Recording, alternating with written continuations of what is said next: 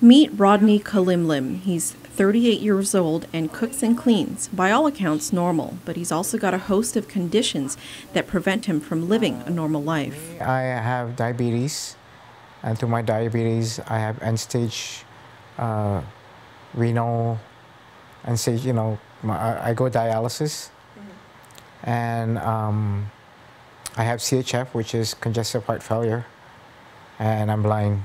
Rodney was 32 when he became blind and just 33 years old when his kidneys failed, forcing him to undergo dialysis 3 times a week. Now he's on a kidney transplant list in Hawaii. Forced out of work, Rodney has no choice but to depend on the government in order to survive.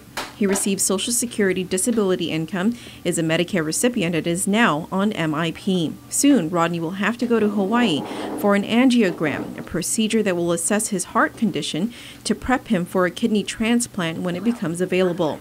While Medicare will pay for 80% of the procedure, Rodney will have to come up with the other 20%, plus airfare. In Hawaii, I got an email from the transplant team in Hawaii. Her name is Shonda.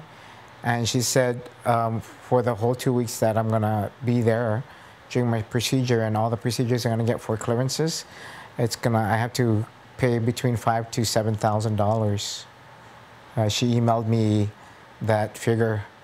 And this is out of your own pocket? Out of my own pocket. That Medicare will not cover? That Medicare would not cover it. Rodney is faced with having to raise funds for his medical trip, but now he's faced with an even greater challenge now that he's been pushed out of Medicaid. In August, I was switched from Medicaid to MIP. According to public health, is because of my Social Security disability income. It exceeds the eligibility for Medicaid.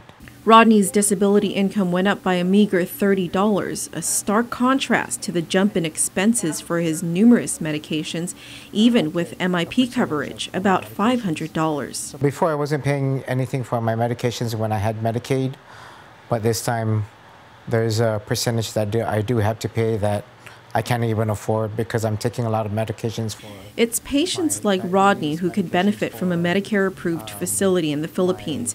Health Committee Chairman Senator Dennis Rodriguez says he's pushing for the issue. While he's happy with the recent announcement that the Centers for Medicare and Medicaid have agreed to allow Medicaid patients to seek treatment in Manila, Rodriguez says Guam residents will benefit if the same could be done for Medicare patients. Ultimately, I think what we need to push for is for our Medicare patients to be able to be seen in hospitals in the Philippines.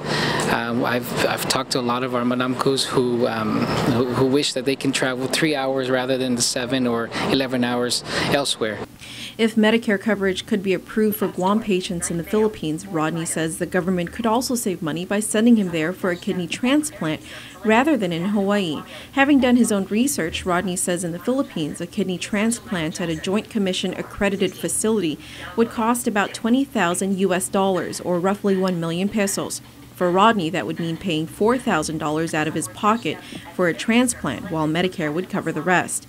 But in Hawaii, I know from Hawaii's procedure, it costs between $200,000 to $300,000, and $200,000 to $300,000. Yeah, I was told yes. For a kidney transplant. Yes. Even at the minimum, Rodney would still need to raise about $40,000 out of his pocket to pay for a kidney transplant in Hawaii without secondary insurance coverage. But without any alternative, for now, Rodney must come up with about $5,000 to $7,000 for an angiogram to be on the transplant list. And with only MIP as his secondary insurance, he's challenged with raising the funds for his medical trip because of the increase in his monthly expenses.